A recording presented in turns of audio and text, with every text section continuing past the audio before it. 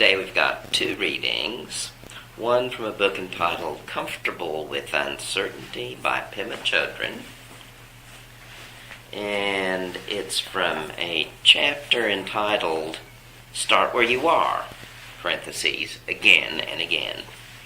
Start where you are. This is very important. Tonglen, compassion practice, and all meditation practice is not about later when you get it all together and you're this person you really respect. You may be the most violent person in the world. That's a fine place to start. That's a very rich place to start. Juicy, smelly. You might be the most depressed person in the world, the most addicted person in the world, the most jealous person in the world. You might think that there are no others on the planet who hate themselves as much as you do. All of that is a good place to start. Just where you are. That's the place to start. What you do for yourself, any gesture of kindness, any gesture of gentleness, any gesture of honesty and clear seeing towards yourself will affect how you experience your world. In fact, it will transform how you experience the world. What you do for yourself, you're doing for others. And what you do for others, you're doing for yourself.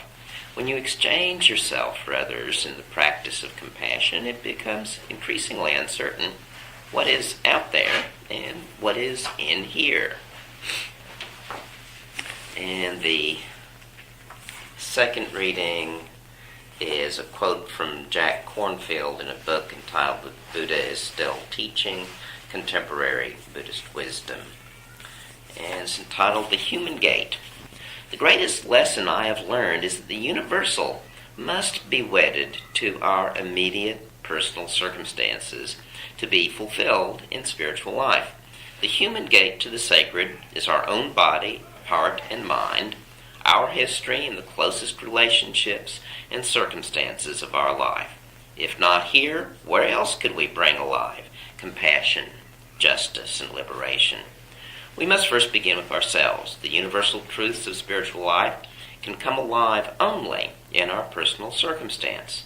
This personal approach to practice honors the timeless and mysterious dance of birth and death, and also our particular body, our particular family and community, the personal history and the joys and sorrows that have been given to us. In this way, our awakening is a very personal matter that also affects other creatures on earth. Start where you are. In all of the books I've read, and I've read a bunch of them, looking in the index, I never find any reference to Larry Andros. They should have whole chapters on me, I would think, but no, that's not. These are all things by people that I've never really met, maybe seen from a distance, a couple of them, and they're stories about people that I don't know. And the teachings, the way they describe compassion or mindfulness or enlightenment or whatever it is, don't really quite totally jive with my own personal experience. Something just seems to be out of place there. And it's inevitable that the response to that, when I find it or anyone finds that, is to want to do something to conform themselves or adapt to what this vision of spirituality should be. I should be more compassionate, I should do something to practice or evolve or make myself a little different than I am so that I can be something fitting with what they're talking about.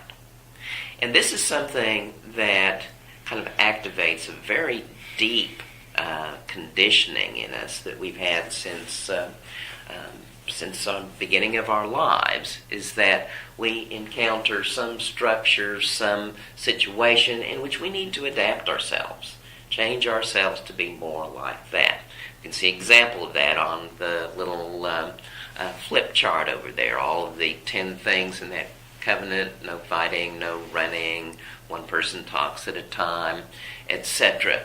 And regardless of what's going on in you, you're supposed to somewhat conform to the way that is. I'm pretty good with the no running. The number 6, don't go crazy, seems to be kind of problematic quite frequently. Um, so there's this sense of, I'm not doing it right. Basic message that we keep getting when we encounter these structures and try to adapt, because it never really quite works. And when we encounter spiritual teachings, we get somewhat the same kind of message quite often, even if it's not intended by the author. You should be more mindful, more compassionate. You should wake up, get enlightened. You should investigate your stories and drop them. You should learn how to let go of things.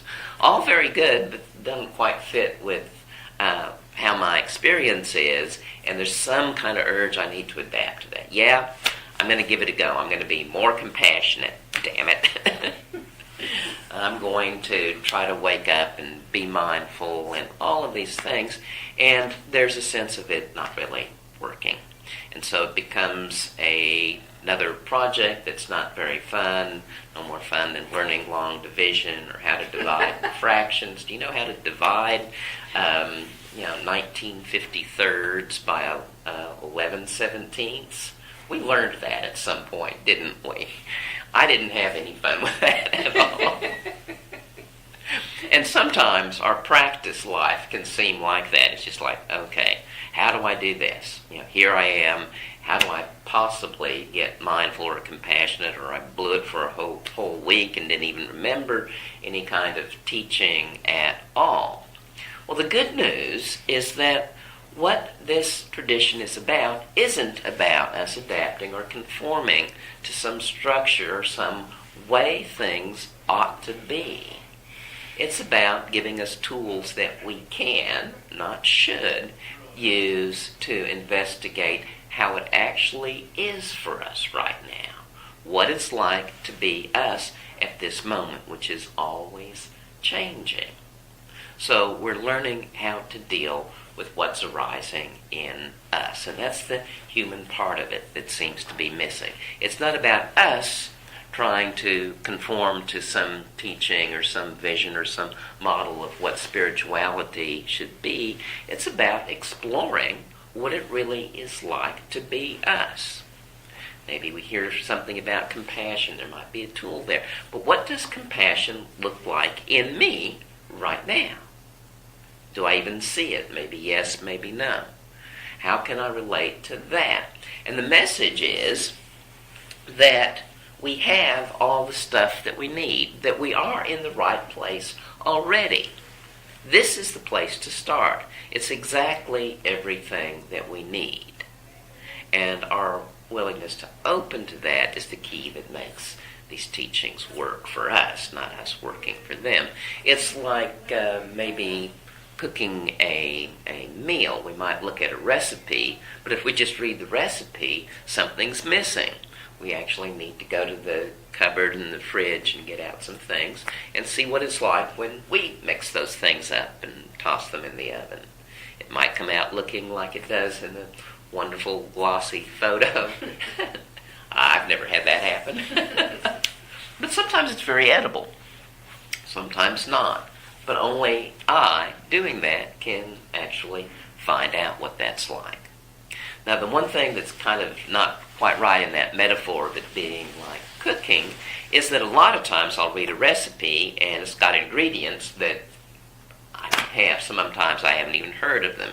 I need to go somewhere in California in some back alley to find that ingredient. So, like, well, what do I have? I know, I'll just throw in some flour. That's close enough.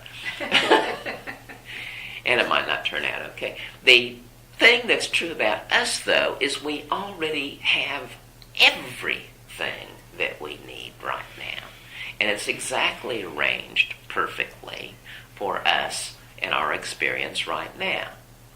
The only thing that we want is some way to learn and engage and explore that. To have that permission and that safe container to be able to know and learn what it's like to be us at this moment, instead of the three poisons, the three things that we keep talking about, the grasping and aggression and the bewilderment, doing something to escape how it is for us right now, which all comes from some of that message that there's some other way things should be. Reality should be different than what it is. I should not be the way I am right now. So we're creating a safe space, a container, for us to explore, learn, observe, feel, be aware of how it is for us, and trusting that that's the right stuff and exactly what we need to unfold to the next moment. So it's something that's very much an affirmation of who we are rather than this big gap that we so often see. Here's someone who's so compassionate, Mother Teresa or the Dalai Lama or somebody else, and then there's little old me here who doesn't have the training or the experience. I've never been to any of the caves, these wonderful places. I've got goats, but that's not in any of the books. I can't find them in the index either. But the message here is that where we are and what we've got is exactly right. The universe is waking up to itself through us, just as we are right now. And to really get that changes it from being a hard task at which we're always failing in some way. I mean, even if I'd learned those rules there, no fighting, no running, don't go crazy, when I was 3, which I didn't, I'd still be trying to apply them and not getting them correct. Don't break things. Well, I do. Not always, but it still happens. So there's always a gap between me and any concept of who I should be. And something that allows us to turn that upside down and say, I might not understand it, I not be able to see it, but this right now is exactly right.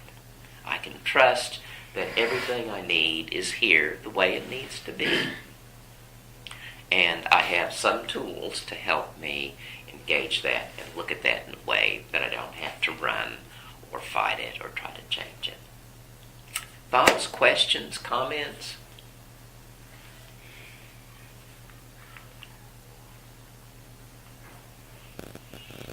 Y'all ever get that sense that somebody else is doing it or understanding it better than you? Just what I needed today. It's what I needed too. Right on days.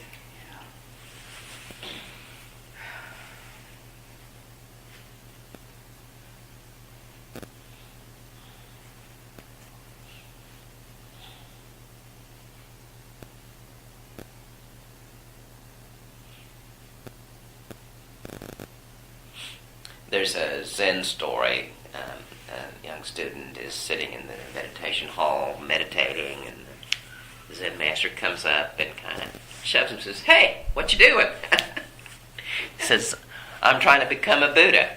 The master says, "Oh." And he sits down next to the student and gets a brick and starts rubbing it against the concrete. Crunch, crunch, crunch, crunch. And finally the student says, "What are you doing?" He says, "I'm trying to turn this brick into a mirror."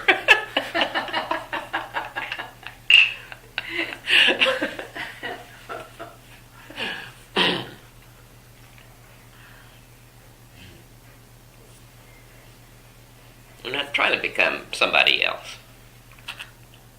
Won't work.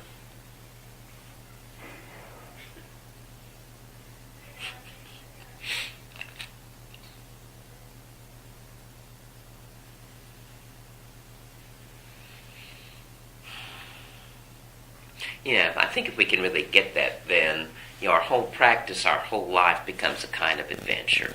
It's like, well, I'm lost now. What is that quote from that movie, City Slickers? Y'all ever see that? They're going through the woods. They've lost their guide, which is a good, one of the best things in the movie. And one of them says, "I don't know where we are, but we sure are making good time."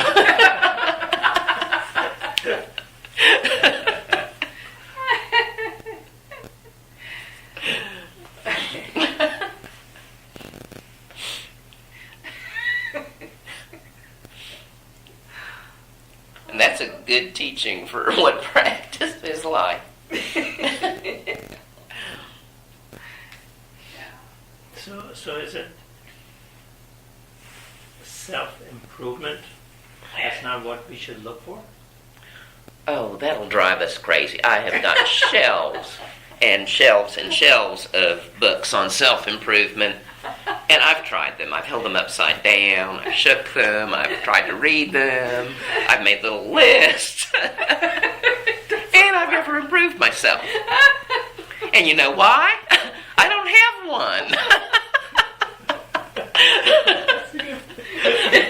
No self, huh? Right. No self.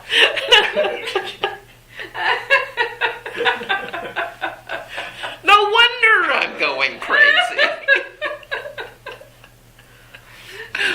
I don't have a self to improve, and I spend 99% of my time trying to improve it. Ditto. Still. Yeah, and we're going to keep doing it, but from the teaching today, us trying to improve the self that we don't have is exactly the right recipe for what we need right now. So every time we try to do that, we learn something about our experience. It's not that we should understand that we don't have a self. It's that we're given some tools so we can say, well, let's take a look. Let's see. What is this right now?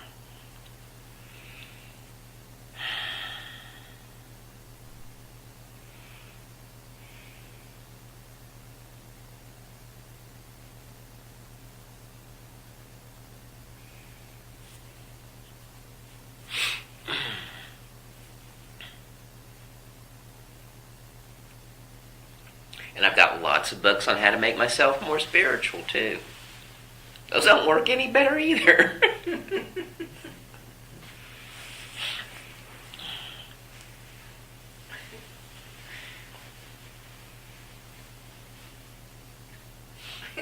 What does get better and real honed is that part of me that knows how to evaluate whether I'm more spiritual or more improved.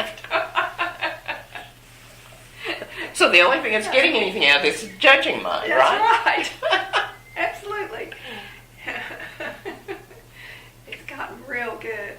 And you're not the judging mind. That's just a collection of concepts and rules. We get judging mind from, decades of trying the no fighting, no running, don't go crazy list of rules.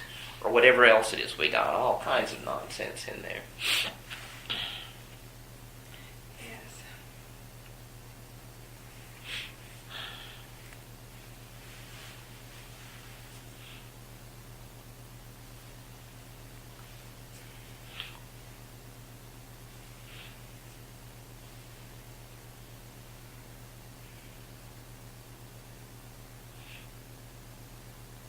So a thought arises saying, okay, I should read this self-improvement book, and I read it and that's it. I mean, That you should read the self-improvement? yeah, I mean a thought arises and I act on it, Okay. and that's fine. And That happens, yeah. yeah. I do that. Well,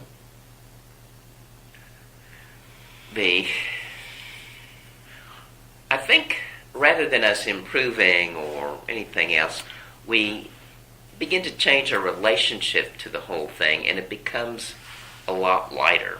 Kind of like watching a movie. It's like, wow, there's Larry. He's getting another self-improvement book. Look at him go. Did he notice that the termites ate half of the other ones? The termites got something out of him. So it becomes, I think, more humorous. We look at all of this stuff that plays through us, and it's like watching the weather or anything like that. So it's much more spacious, much kinder, much more allowing. Not like, oh, I shouldn't read a self-improvement book. Well, that's what this body-mind system wants to do at the moment. Look at that.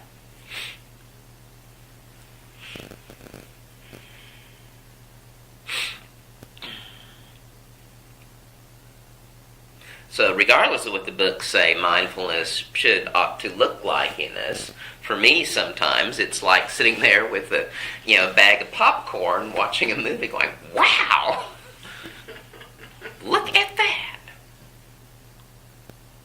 There he goes again.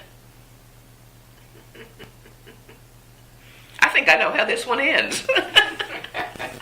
Let's see. Yeah.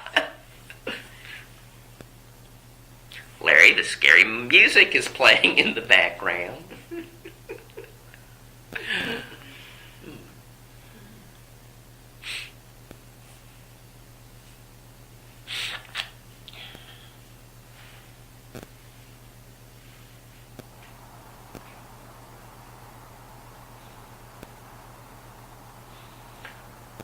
And that's the wonderful, compassionate message. You already are, okay? You already are awareness. That oneness is already there. It's given, from the get-go. It's not something to achieve or understand or learn. There isn't any separation. No self, no problem. And do we forget this? Yes. And that's exactly the right ingredient for the recipe of this moment. It's perfect teaching. And that we have encountered some of these tools. Those are exactly the right ones to be available at that moment, if we remember them.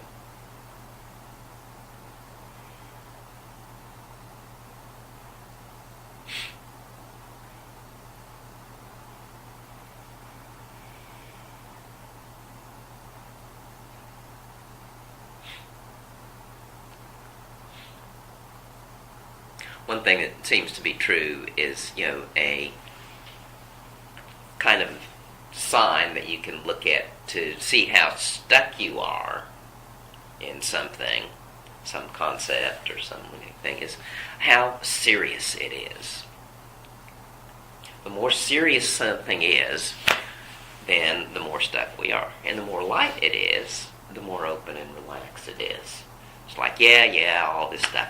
But this is serious. Yes. This is the real deal. That person doesn't like me. I have bills that need to get paid. Or my one now is I've got to take care of all the goats by myself. That's serious. That feels pretty serious. To hell with all this meditation stuff. These goats are going to be with me. And just me for over a week.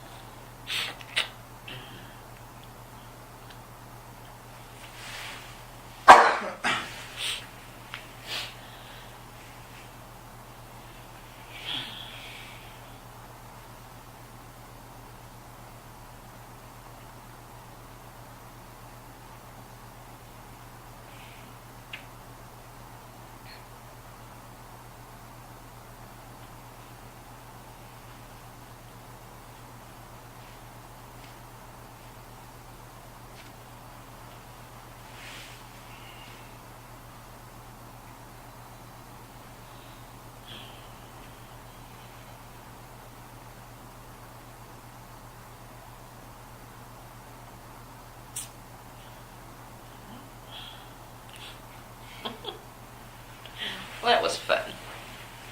Thank you, Larry. Thank you.